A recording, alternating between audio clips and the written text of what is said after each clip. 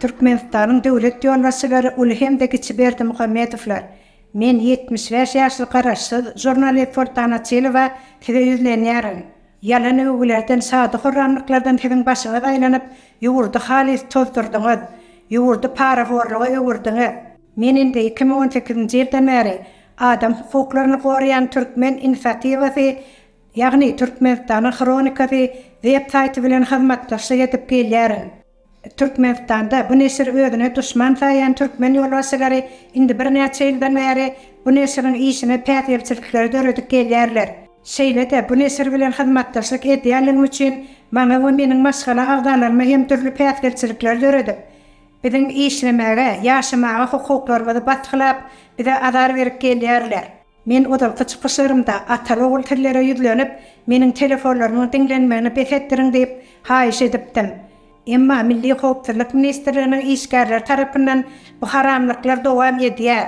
Meniň telefonlarymyň diňlenmegi dowam edýär. Netijede meniň bilen telefon üstü bilen habarlaşýan, bizden kömek sorayan türkmen raýatlaryna hem uly basyşlar edilip azar berilýär. Şu ýylyň 28-nji iýunynda Lewap vilayatynyň Saýat etrawynyň Azatlyk Daýhan birleşiginden Kümüşşende Nur Cemal diýen zinalar telefon üstü bilen jaň edip özleriniň elektrik togunyň ýetmezçiliginden kösenýändikleri, susuzlukdan kösenýändiklerini, ikillerine barýan suwly ýaplaryň gazylmaýandygyny netijede ikilleriniň gowraýandygyny, paxtalarynyň gowraýandygyny, güýzde ekillerini eki şuwatyndan giýjap galýandygy barada şikaýet edip kömek sorap maňa ýüzlendiler.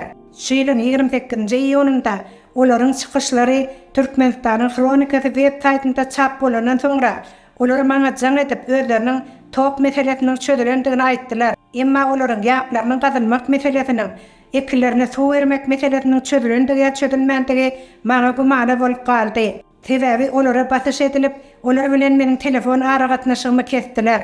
Bu bolsa meniň telefonlarymyň diňlenýändiginiň birinji togutnamasydyr. Emma siz ataly ogullar 2002-nji ýyldan beri maňa görkep gelen görgülerinizi düzeltmäge, meniň kanuny talaplarymyň ýekejetini hem düzeltmäge özüňizde gaýrat tapmadyňyz. Siz bu dünýäniň şady horramlyklary bilen ýaşaýarsyňyz. Eden etmişleriňize o dünýäde jogap bermek boljakdyňyz häzirlikçe siziň ýadyňyza düşenok. Belki Allah bizi bu dünýäde haklaşdyrar. Siz öz awraýyňyzy, jan penalaryňyza janyňyzy şeýdip goratýarmysyňyz? Emma siz ýolbaşçylar, meniň kanuny hukuklarym basgylap, 2002-nji ýyldan beri maňa görkezip gelen görgüleriňiziň ýekejetini hem düzeltmäge, meniň kanuny hukuklarym barada alada etmäge özüňizde gaýrat tapmadyňyz. Siz öz ýetleklaryňyzyň etýän haramlyklaryny goldaýarsyňyz, olara görkezme berýärsiňiz. Şol sebäpden meniň telefonlarymyň diňlenmegi dowam edýär. Meniň giýerlenmegim, maňa azar berilmegi dowam edýär. Siz taşary ýurtlarda hereket etýän garaşsyz neşirleri, şol handa meniň hyzmatdaşlyk etýän adam hukuklary boýunça Türkmen inisiativasy garaşsyz websayty Türkmenistanyň kronikasyny ýok etmeň aladatyny etmän. Siz bu saýtlarda çykan habarlary okap, ondaky halkyň sesini diňläp, onuň netije çykarsaňyz, bu siziň awraýyňyz üçin, Garagunda galan Türkmen halky üçin belki has netijeni bolardy. Emma siz hemişe bu saýtlary ýok etmeň alatasynda siz öz ýernaklaryňyzyň berýän ýalan maglumatlaryna inanyp Türkmen halky gulara gulykda ýaşaýar diýip öz-özüňizi inandyrýarsyňyz. Emma Türkmen halkynyň bu güzarany barha beterleşýär. Ýyldan halk çökýär, ýurt çökýär. Etraplarda elektrik togunyň ýetmezçiliginden ilatyň kondisionerleriniň haladyňlyklarynyň hatardan çykýanlygy sebäpli ilat barha garyplaşýar.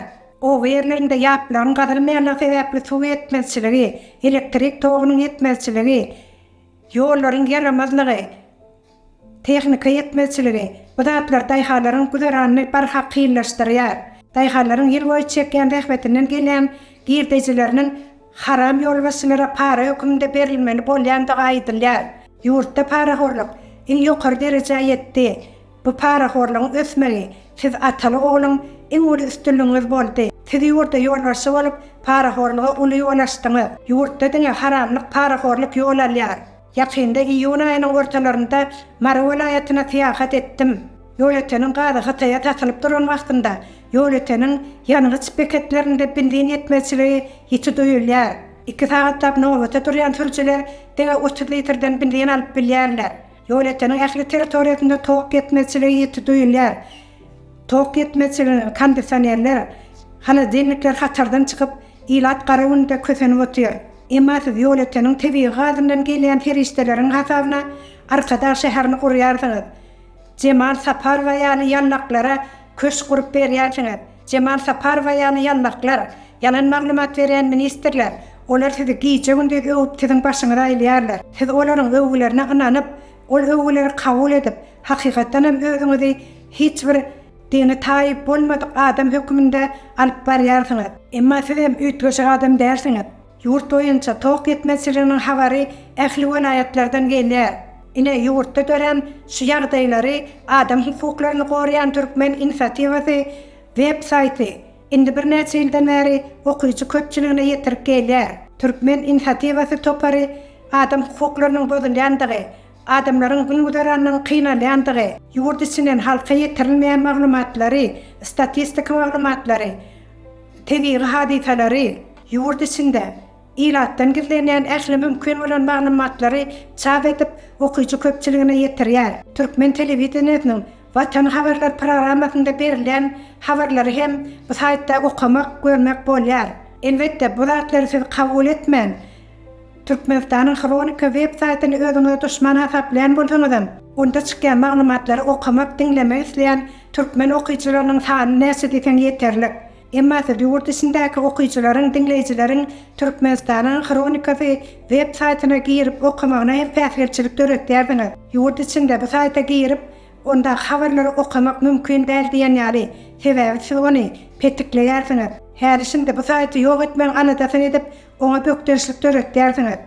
Emma sayt işin devam etler. Sizin yurt içinden alıp bilmeyen maglumatlarınızı, sizden gizlenen maglumatları bu saytın üstünden hem okumak, dinlemek isteýäňiz o. Sebebi size hakikati bilmek hükman değil. Siz halkın halakdayı gıdıklandırmayan. Sizi yurt içinde bolup geçen negatif vakalary hemişe ilat köpçülüğünden gizleýärsiniz. Yurtda hem merat gulalawylyk diýip özüňizi hem halky hem aldyýarsyňyz. Eger de sizi yurtda bolup geçen vakalar gıdıklandyrýan bolsa, halkyň halagdy gıdıklandyrýan bolsa, adam hukuklaryny gorayan Türkmen inisiativasy websaytynyň sahypasyna girip okan hemde dinlen. Yurtda negatif hadiselerin artýandygy göreýär. Türkmen zemanları doğruluk bilen maşinelere basılıp ekidilýär. Şu ýylyň 11-nji iýununda meniň ýaşaýan jaýymyň golaýynda bir taat 6-10-da bir Türkmen zemanyny aýyn 54-19 Aşgabat belgili avtologa zorluk bilen basyp alyp gitdiler. Men bu wakany özüm polisiýa bölümine habar berdim. Yurtda tensatýan aýallaryň sany köpeler. Milli howpsuzlyk ministriniň saatlyk diýen bir işgäri Livat vilayatynyň gözel hemde ýada diýen iki tane tensatýan aýaly Aşgabada getirip, olary howandarlyk edip, olar bilen özü hem ýaşaşyp, olaryň yaramaz işlerine golda bolandan men özüm şaýat boldum. Bu baradaky gurulmalar polisiýa bölüminde hem ma'lum boldy. Öz işgärleriniň şeýle yaramaz işler bilen meşgul bolýanlygyndan Türkmenistanyň Milli Howpsuzlyk ministri Ataraýew habarly. Milli Howpsuzlyk ministrliginiň işgäri şatlygyň tensatýan gözel diýen ana Äne o şäheriniň jaýanmaga ýardam berýändiginiň hem şaýaty boldum. Milli Howpsuzlyk ministrliginiň işgärleri olardyň bizi iýdarlamagy, bize ahar bermegi bilýärler. Emma özleriniň bir eli hemişe jinayatda, hapaçylykda. Bu yaramaz ýagdaýlar barada näçe gezek gurrun edilse-de bu habarlar size gowuşmaýar. Sebebi Milli Howpsuzlyk gullugynyň işgärleri yurtda bolan yaramazlyklaryň diňe tarapdary. Näme üçin yurtda ilat köpçüligi bu saýta girip okap dinläp bilen ok. Sebebi sizin görkezmäňiz bilen bu saýtlar hemişe petiklenýär.